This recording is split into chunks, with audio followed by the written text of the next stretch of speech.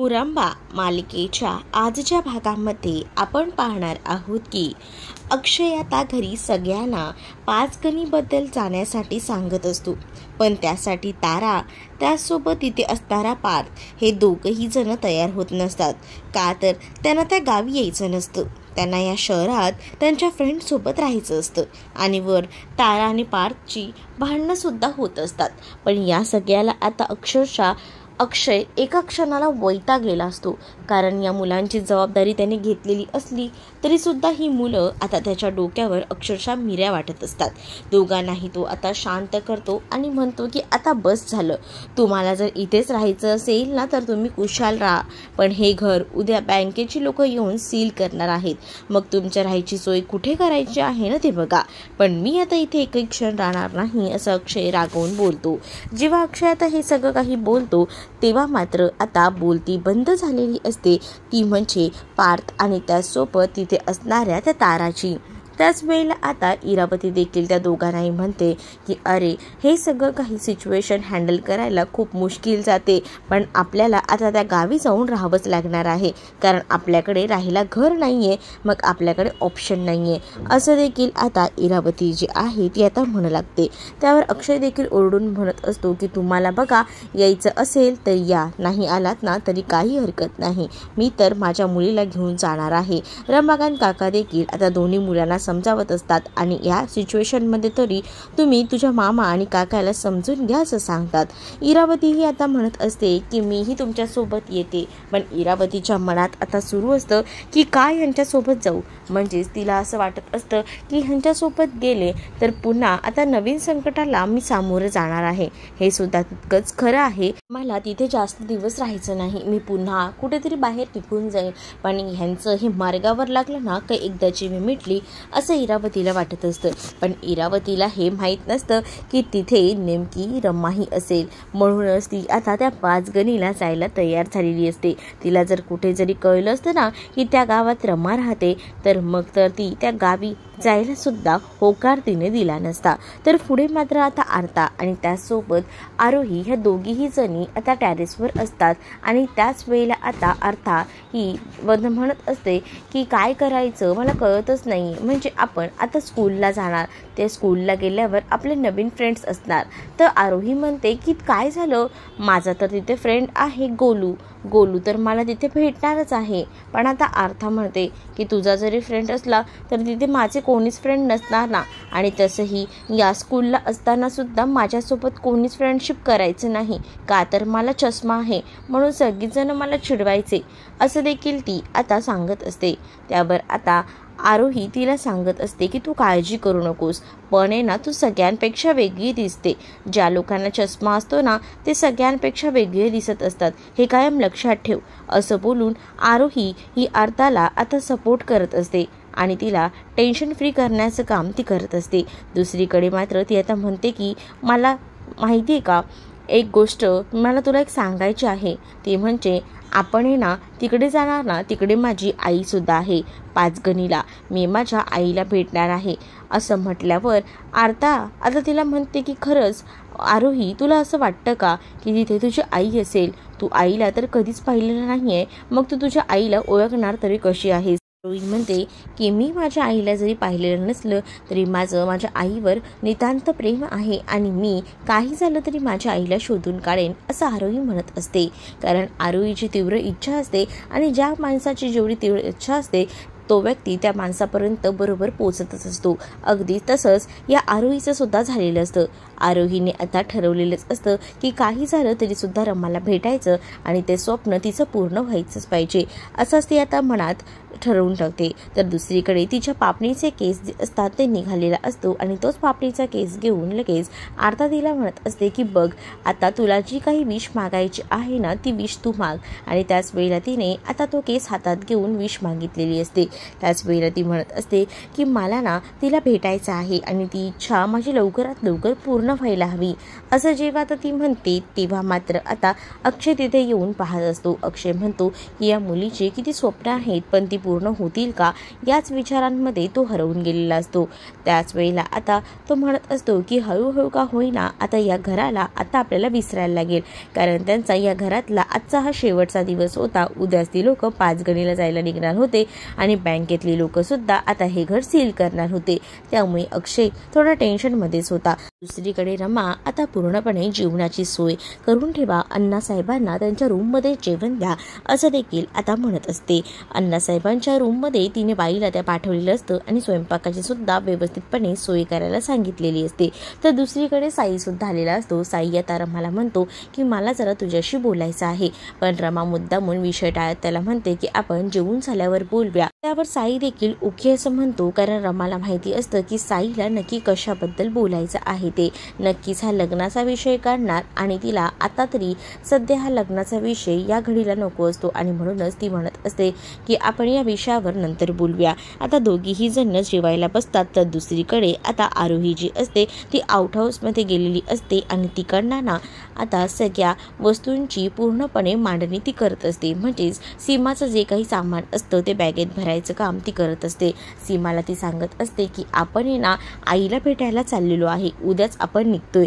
असं जेव्हा सीमाला आरोहीकडनं कळतं तेव्हा खूप जास्त आनंद आता सीमाला झालेला असतो, कारण जेव्हापासून रमा ही सीमाला सोडून गेलेली असते तेव्हापासून सीमाच्या डोक्यावर बरेच परिणाम झालेले असतात. अगदी वेड्यासारखं ती वागत असते. पण इकडे मात्र आरोही तिला आता सावरते आणि म्हणत असते की आपण आता आईकडे जाणार आहोत. त्याबरोबर सीमाला सुद्धा खूप जास्त आनंद होतो आणि सीमा आरोहीला मिठी मारते. दुसरीकडे अक्षय आता हे घर जाणारी आठवणीत रमून बसलेला असतो, कारण त्याच्या हातात ना हे जे घर आहे ते जाणार असतं. या घराबरोबर घालवलेले त्याचे काही क्षण असतात, रमासोबतचे क्षण असतात, ते सगळे त्याच्या डोळ्यासमोर येत असतात आणि त्याच आठवणींमध्ये तो हरवलेला असतो. तर दुसरीकडे रमाकांत काका जे आहे ते आलेले असतात आणि सांगत असतात की मी अभि आणि त्याच्या बायकोसोबत बोललो, पण ते दोघंही जण आपल्यासोबत पाचगणीला यायला तयार नाही आहेत. ही गोष्ट जेव्हा आता अक्षयला समजते, अक्षय म्हणतो मी सुद्धा दादाशी बोललो, पण दादा सुद्धा यायला तयार नाही आहे. तो तर म्हणतो की मुळात मला यायचंच नाही आहे तिथे, काय झालं ह्यांना मला खरंच कळत नाही आहे, का हे असे सगळेजण वागतायत असं देखील आता अक्षय म्हणत असतो. रमाकांत काका म्हणतात की काही नाही, यांना जसं वागायचं आहे ना तसं वागू दे, पण आपण जे ठरवलं आहे ना ते पूर्ण करायचंच. म्हणजे आपला जो विचार आहे आपण पाचगणीला जायचं आहे तर ते करायचंच आहे. मुळात आहे ना या घराला बांधून ठेवणारी व्यक्ती ही खंबीर असायला हवी. आपल्या घरात ती खंबीर व्यक्ती नाही आहे. पहिल्यांदा सीमा वहिनी होती, परंतु सीमा वहिनीची अवस्था बघितलीस ना, आता तिचंच करायला आपल्याला माणसं लागत आहेत. त्याचसोबत तसंही रमासुद्धा होती. रमाने सुद्धा हे घर व्यवस्थित सांभाळलं होतं, पण आज रमासुद्धा या घरात नाही आहेत, म्हणून या घराचे तुकडे तुकडे झालेले आहेत असं देखील आता जे रमाकांत काका असतात ते बोलत असतात. त्याच वेळेला आता अक्षय म्हणत असतो की काय त्या रमाचं काय एवढं गुणगान गाताय तुम्ही, त्या रमामुळेच हे घर उद्ध्वस्त झालंय. तर ते रमाकांत काका म्हणतात की हा तुझा गैरसमज आहे अक्षय, कारण रमाने हे घर आतापर्यंत खूप छान पद्धतीने सांभाळलं होतं, पण आज रमा या घरात नाहीये म्हणून हे घर उद्ध्वस्त झालंय असं रमाकांत काका अक्षयला म्हणत असतात.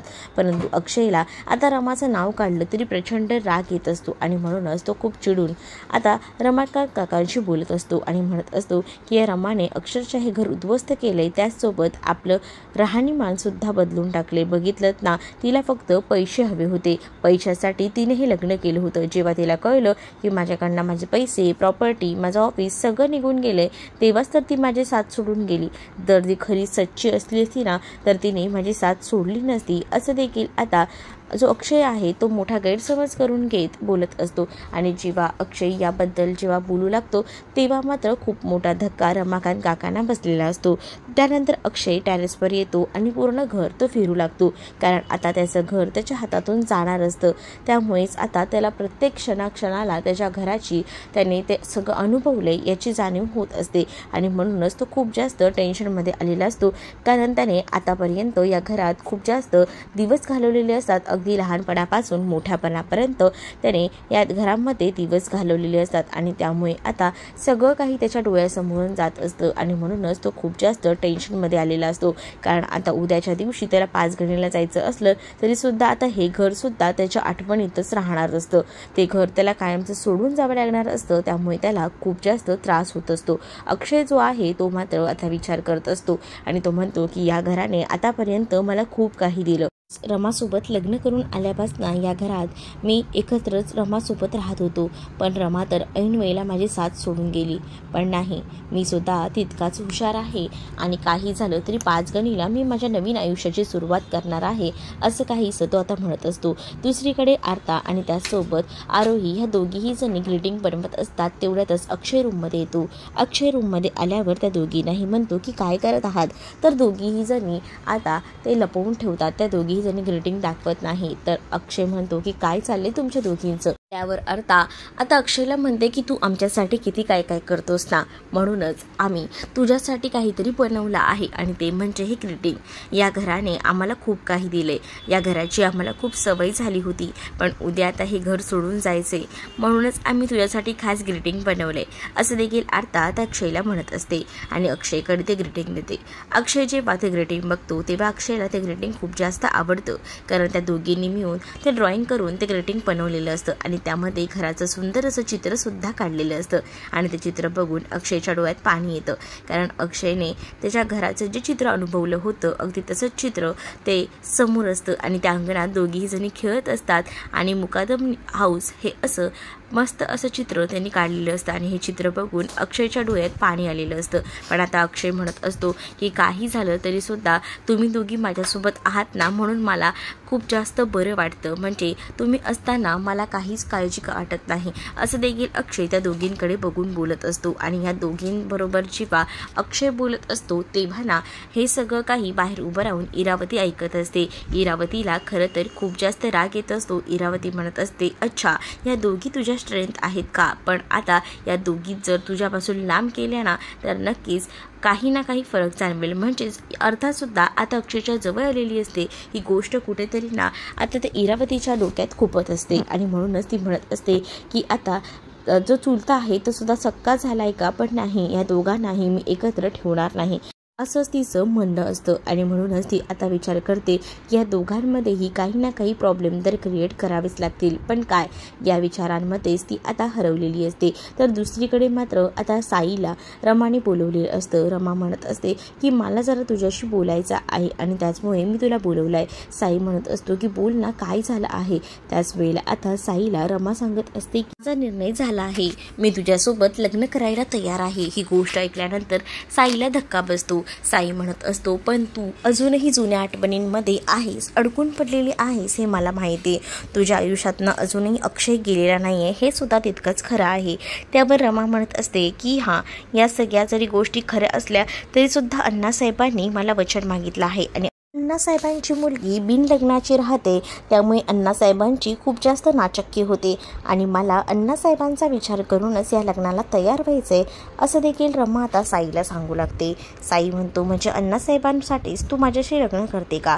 रमा म्हणत असते, तसं काहीच नाही, पण मला त्यांनी सांगितलं आहे की तू माझ्या आयुष्यात योग्य तो आहेस, म्हणूनच माझा निर्णय पक्का झाला आहे, मी तुझ्यासोबत लग्न करायला तयार आहे, असं देखील रमा आता त्या असणाऱ्या साईला सांगू लागते. साई मात्र आता रमाच्या बोलण्याचा विचार करत असतो. एका अर्थी त्याला बरं वाटत असतं की रमा आता आपल्यासोबत लग्न करायला तयार आहे, पण कुठेतरी का होईना त्याला आता मनातून वाईटसुद्धा वाटत असतं की अण्णासाहेबांनी फोर्स केला आहे, म्हणूनच रमा आपल्यासोबत लग्नाला तयार झाली, असं कुठेतरी मनातून त्याला वाटत असतं. पण दुसरीकडे जेव्हा साई निघून जातो तेव्हा मात्र रमा जी आहे ती स्वतःशीच खूप जास्त रडू लागते, कारण तिला तिच्या मुलीला अक्षयला विसरणं खूप जास्त कठीण असतं. पण हा निर्णय तिने फक्त आणि फक्त अण्णासाहेबांकडे बघून घेतलेला असतो. अण्णासाहेबांचा विचार करून घेतलेला निर्णय आता तिला कोणत्या वळणावर घेऊन जातं हे पाहणं तितकंच इंटरेस्टिंग असणार आहे.